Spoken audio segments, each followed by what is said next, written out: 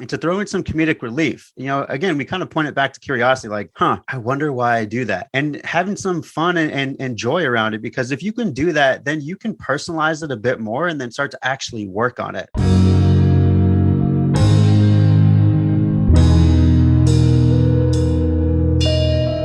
You are now tuned in to the Always All In podcast with your host, Stefan Catalan.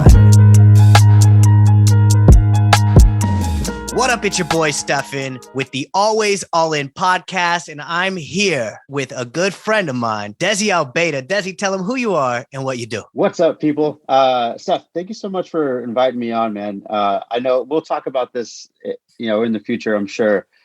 We recorded a phenomenal podcast at some point last year, and I'll let you tell a little bit more. But long story short, it didn't get posted. And I'm sad about it. So the fact that I'm here, man, I'm super, super excited.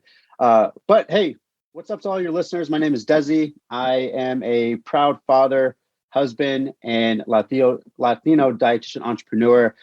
A lot of the things that I like to do as a dietitian is helping people to secure habits that are much more in fulfillment and doing things to their extent to where they're presenting themselves as their healthiest, highest, and happiest self. So I love the work that I do, man. So I appreciate you having me on. That's beautiful. That's beautiful. And with that being said, like what is something that you use, I guess, in a way of bringing value? Like, what is a tip that you use when people are down? Dude, what's crazy? Like, obviously, you and I are based in Arizona. So right. The sun is out most of the year. Right. And I don't know about you, but like the past 3 weeks, it's been a little bit more gloomy. And I would honestly hear this a lot from other people about like seasonal depression and seasonal, just like in a funk. Man, I felt that these past 3 weeks. The sun isn't coming up at 5:30 like it usually does. Like I'm trying to wake up with the sun, and then before you know it, I'm waking up at 7. And that kind of puts me in a funk because that's like an hour and a half that I've lost to replenish myself. Right. So I think what's really helpful from the standpoint of a coach and a mentor is meeting people where they're at and helping to hold space for some of the, I don't want to use the term negative, but some of the things that we don't like to feel. And I think one of those things is just feeling in a funk. So to answer your question, Steph, like what I like to go back to is foundational habits, right? And really asking them like, okay, so you're in a funk. You have some feelings that are really uncomfortable. You don't want to feel them. This totally makes sense. So let me normalize what's going on for you. And then let's take a look at how you're sleeping.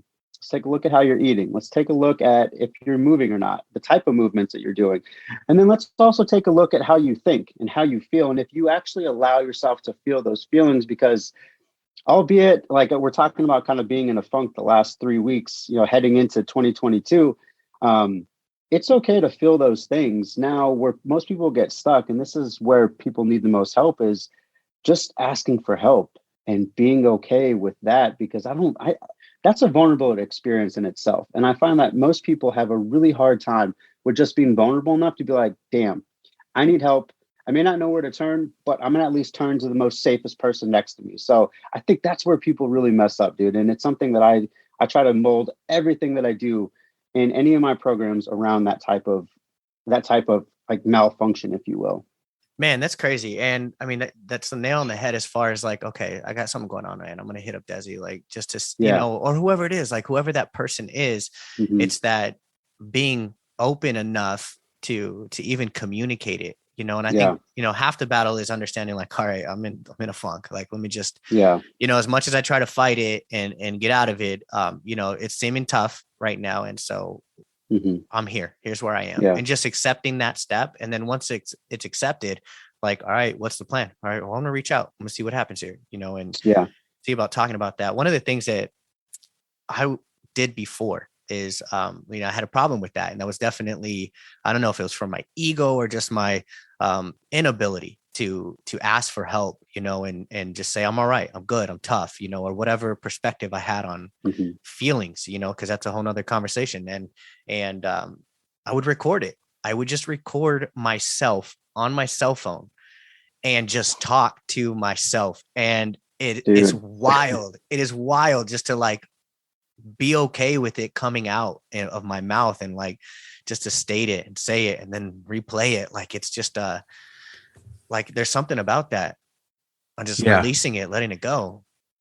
You know what's really helpful, and this is kind of where like you're talking about that too, is when we're trying to come from a place of understanding our thoughts and our behaviors, you talking about recording things, I think is so influential, because if we record things like that and then listen to it, more undoubtedly, like we're going to say to ourselves, like, damn, like, why am I so mean to myself? Like we probably wouldn't hang out with someone if we were to like personify them in negative self-talk, right? So if your negative self-talk became a person, you're not sitting down for coffee with that person. Like, you're not inviting them. Like, we just had the holidays. You're not inviting them over for pozole and tamales. Like, it's just not happening. Like, that person's an asshole, right? I think what you're talking about there, stuff, is so important, because sometimes we do need to be our biggest critic, but from the standpoint of creating curiosity, like, I wonder why I say things like that to myself. Right. I wonder why I do insert X, Y, and Z type of habit that no longer serves you.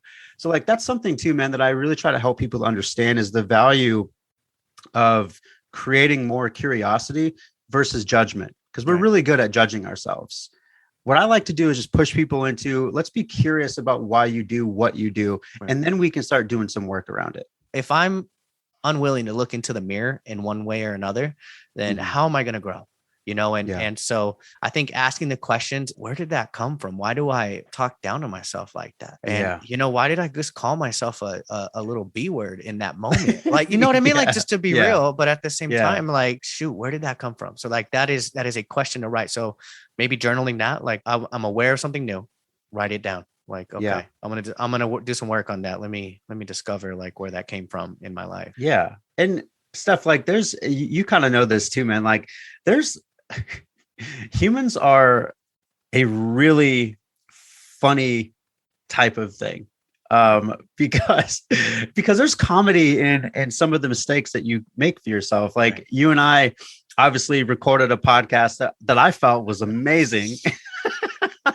Wait, hold on. Let me go ahead and stop. I need you to tell that story. Go ahead. Oh, goodness. So this podcast is going to be beautiful, because they always are. However, there's this one highlight feeling of like doing the biggest moment, just the concept of it, just to lay some context of what it felt like at the end of this podcast episode. We went at least a good 45 to 60 minutes in. And when it was done, I felt like I looked back at a race and I just crossed the finish line, and it was the biggest race of my life, and nobody was there.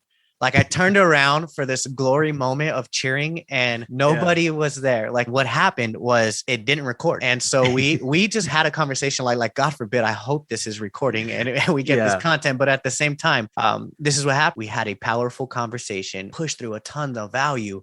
And at the end of it, there was nothing to show for it other than me and Dezi getting to know each other for the first time. So I think that was a powerful takeaway. That was an interview beyond interviews in itself. It was just a way to walk away from that. And then it was a learning lesson. Like, okay, here's exactly what I need to do for the next one, because I felt like I was prepared. And guess what? The opportunity, had that been the one time that me and you got, like, thank goodness that we're here now. However, had that been the one time and you were like John Maxwell, not saying, Dezi's Dezi, and I'm proud and grateful to be here. However, yes, sir. If this was that moment with Tony Robbins or John Maxwell or LeBron James on the line here, and it didn't record, this is that, I forgot to grab the autograph. I forgot. Oh, what was great about that too is, like, obviously I think we were doing it right as November was hitting. Right. And each and every November, I try to make a big push towards really engaging men's mental health. And you do, one of the ways in which you honor that is you grow a bodacious mustache. Steph, you shaved your face into a mustache on air, and we never caught that. All right. I tell that story because I think it's important for us to have some comedic relief with some of the ways in which we interact. I think, I was just telling you too, like, hey, I got a new microphone. Hopefully I set it up correctly. Well, I just noticed that I didn't. So if, like, audience members out there have heard some sort of sound change, this is me just being tech illiterate at times. Right. But again, like, it kind of points back to, like, labeling the mistake. And and having some joy with it, because we are imperfect creatures. So I think the more that we get comfortable with labeling things that we're doing or habits that maybe we're doing that really aren't serving us in the long run, to go ahead and label it and to throw in some comedic relief. Again, we kind of point it back to curiosity, like, I wonder why I do that. And having some fun and joy around it, because if you can do that, then you can personalize it a bit more and then start to actually work on it. Because where most people mess up is they do it in isolation and they don't get help from it. And then they plague themselves with the judgment of not being able to do something. So there's just so much that goes into, like, just have some damn fun. Right. One thing that just popped up to me is, what is the pattern on where these things are coming from? Like, are they all negative? Are they positive? And so, like, you having, that comedic relief, I hope I said that right. It was a tongue twister for me, but yeah. It sounded good in mine. Okay, good deal. So, like, what if it was like, calling myself a little B word, and I'm just saying that, like, hey, I could have pushed harder on that rep or something like that, if I'm talking about fitness or something like that. And, there's somebody might have called me that in my life, and all of a sudden I take it to this negative place of, like, man, that wasn't a good experience or something like that. Yeah. So there's got to be a way to turn that around and just like, oh, Dad, you didn't know what you're talking about. And you make a laugh about it because I say that's where it came from, or this coach or something like that. And you make fun of it. So, when it pops up again, you can put it back to the label where it came from and then turn it into something positive and use it. Because at the end of the day, it pops up. And if it pops up, you are going to use it for you, or, in a positive or a negative way. Yeah. I think another layer there, Steph, too, is, as you're talking about that, I think to such a huge degree that some of the negative self-talk that we participate in are oftentimes core wounds that we experience as children or young adults. And I think the more that I become trauma informed, not only as like a coach and a mentor and a dietitian and a clinician, but the more that I become trauma informed in my life, the more that I understand not only myself, but I also understand people, and you asked me, like, what's the foundational thing? And my first thought was, well, you try to meet the person where they are. It's kind of the same thing for ourselves, because I'm a huge mental health advocate. There are things that I do in my business and working with people that simply cannot replace the use of a mental health professional. And I'm always really clear about that. Anyone that I have ever had in my programs, it is very likely at some point within the first 30 days, we are starting to talk about, hey, what are your thoughts on seeing someone for what's going on? Mm-hmm. And I think being able to do that is so influential. And it's incredibly hard work, but it's also very necessary.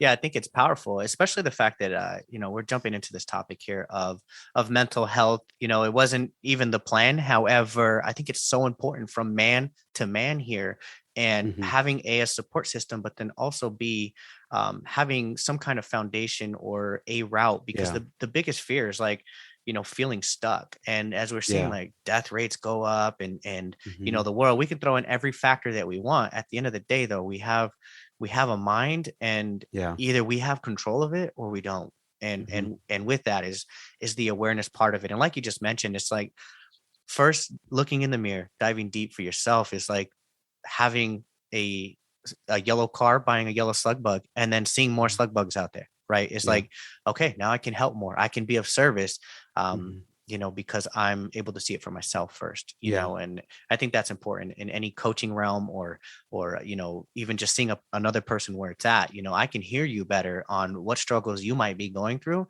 If I am open to listening to myself, now I can hear you and also label it, for like, okay, this might be a path. Let's look into that and just listen and be okay. And like, hold compassion, because you've been there. We're talking about comedic relief, and I'm sure it's the time of the memes, right? One of the ones that I saw, I forgot what the account is. I'm gonna have to hit you with it so you could possibly put it in the show notes. Nice. But it was like an adulting or a parenting account, and it had said is like, who thought it was a good idea to push me into adulthood when beforehand my parents were doing my laundry. It's likely that they were taking care of my finances. They were cooking me meals. And then all of a sudden at 18, I just had to figure it out. Well, guess what? I'm 35 and I have no idea what the hell I'm doing. And who set the bar on 18 was the number? Like, yeah, right. Why can't I adulthood at 35? I still got a couple years. Exactly. Man. I just turned 36 like a couple days ago. I have no idea what I'm doing. I'm just trying to like do the best that I can. And that's always the truth.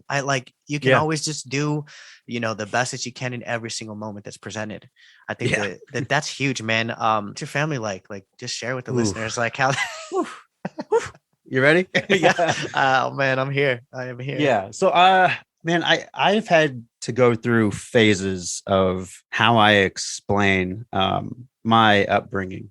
And it's because of evolution, and it's really because of like all of us really seeking healthier patterns within our bonds with one another and just like us individually. So how I usually start this stuff. So I'm the oldest of 5. There's 4 boys and a girl. My younger 3 brothers are all kind of more in tech. They love what they do. My sister, who is the youngest, is actually in her training to become a registered dietitian like myself. So like we've all kind of like done similar things. Both of my parents are from Albuquerque, New Mexico. They are second generation here. One of the things that has been really helpful to understand as it pertains to like how I grew up is, with both of my parents, they were both products of alcoholic fathers. And the way that I see it is a great deal of trauma, from generation to generation. So, they did the best that they could with what they had. And what has been really cool is to understand that, like, because of that reason, they didn't need to be perfect, because my parents definitely weren't. And a lot of trauma happened at a very young age, really throughout my life and throughout the lives of my siblings as well. And I think what's been really helpful is us kind of noticing that as each of us are starting to get married, starting to have kids, that we don't want to pass that on to the next generation. We do want to start having really uncomfortable conversations. We do want to start holding each other accountable for ways in which we show up that aren't really helpful towards the long run or the outcome of just like developing love within our family. Right. And what's been really cool about just sort of understanding that is also having conversations amongst all of us of like, how do we want to show up? And so I think the best way that I like to kind of talk about my family is, we are products of a lot of pain, a lot of love, a lot of experiences of seeing what not to do, and really providing all of our family an opportunity just to continue to heal. So a very long answer to your very short question, but that's generally where I go with it. No, I think it's super powerful. And as we continue this like conversation, number one, starting with mental health, and B, jumping into family now. And I think these are the important pieces of life. And with family, like, even seeing, like, opposed to being upset, because we're talking about negative thought processes, or those can be a factor, because it's yin and yang, right? There's a positive and there's a negative. So if it were to go negative, the plan would be to see a parent for where they came from, right? And know that I truly believe in my heart that everybody tries their best at this life. And agree. If you can just see that, based off of their parents, like, what if you just put yourself in their shoes and like live their life and seen what their parents, and what if their parents were alcoholics and their parents are alcoholics, something like that. And they like slowly chipped away at it, and they did the best of what they could, and gave you everything that they could in the process. And if you can just find all the good in that,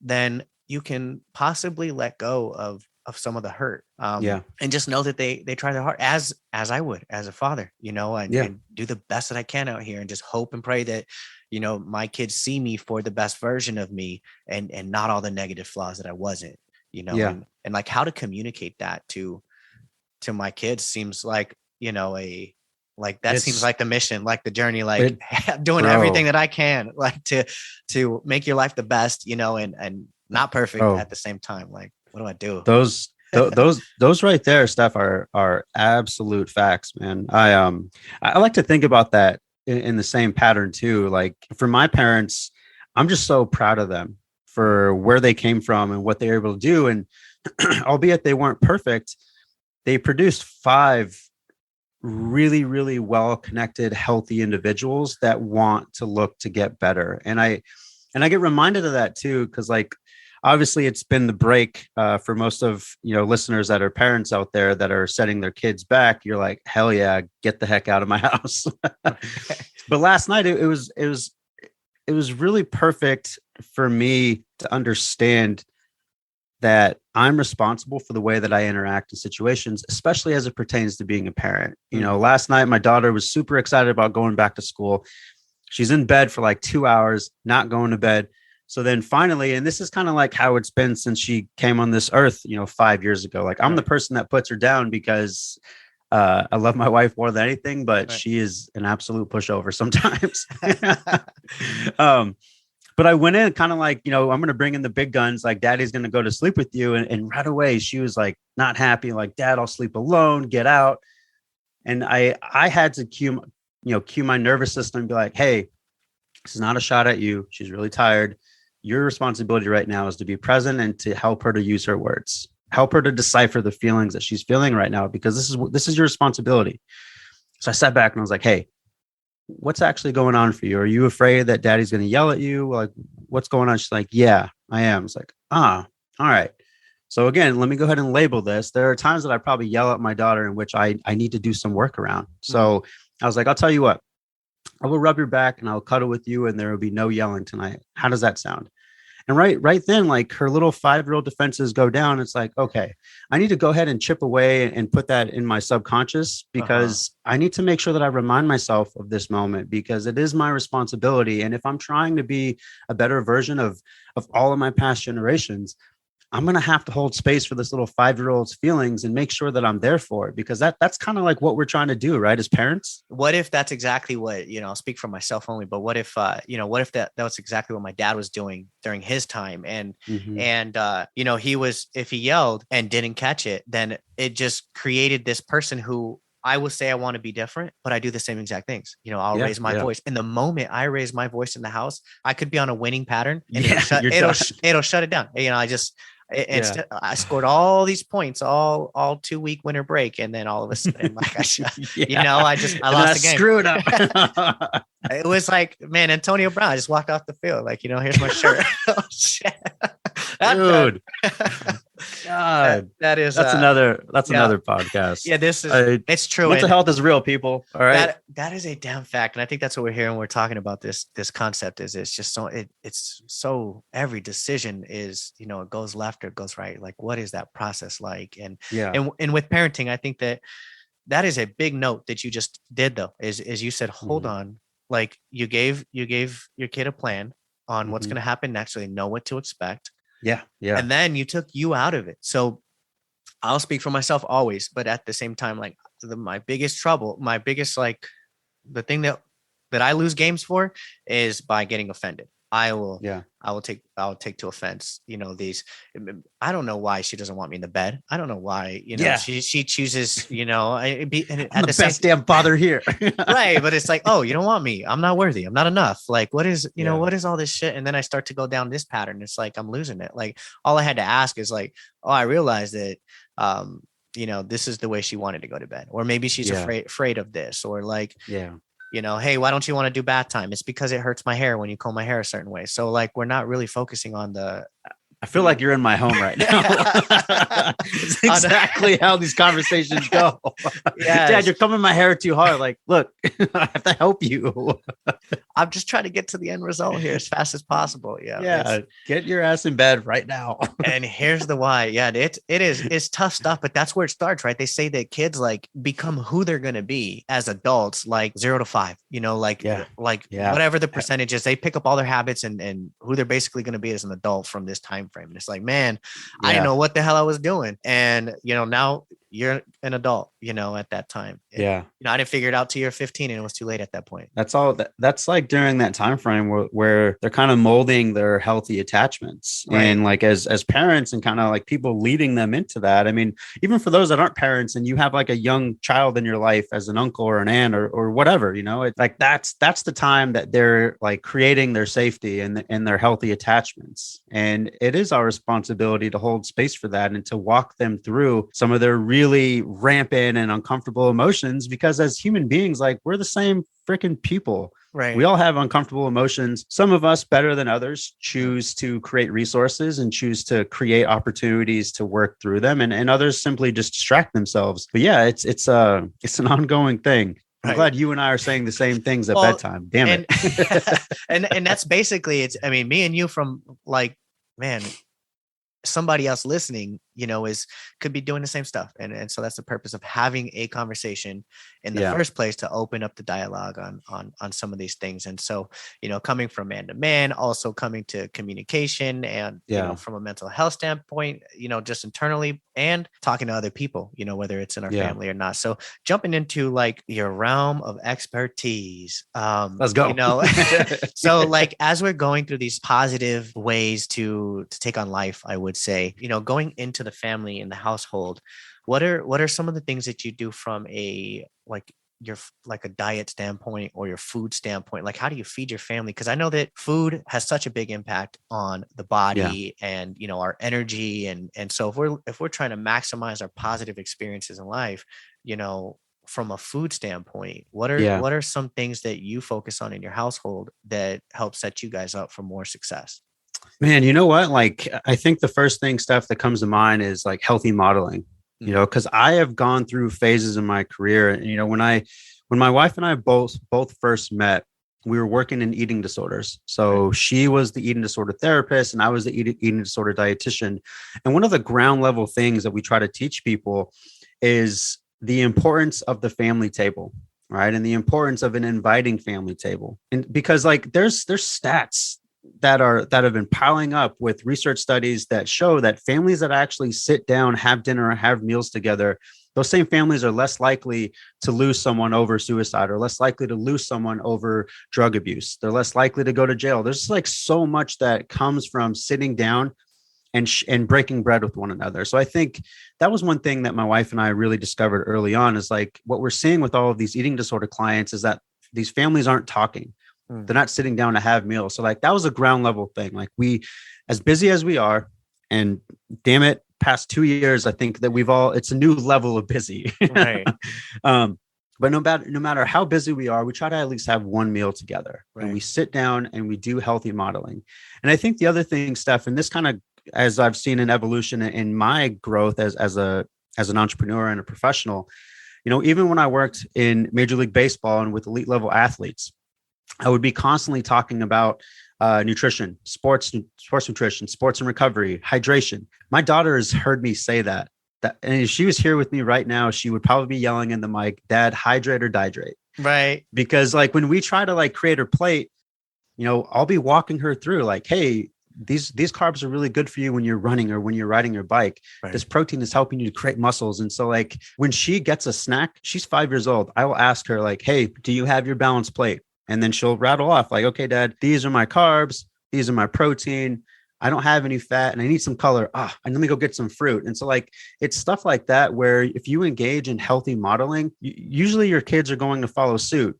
And in most cases, what does happen is if you're someone who is not modeling in a way that is as authentic to you, or maybe you don't know how to do it, that's where the education needs to come in, or that's where you need to start asking those questions. Like, Am I doing the right thing as it pertains to helping to create kids who are not only really intelligent in the area of health and nutrition, but also have great relationships with food? Because there's always going to be an area for dessert. There's always going to be an area for fast food. Like it's just, I try to minimize people's guilt about that, because it's like, hey, first of all, you're doing the best that you can. And second of all, I think it's an incredibly privileged place to come from in saying that everyone should be eating the same thing, right? Because some of us have access to food differently.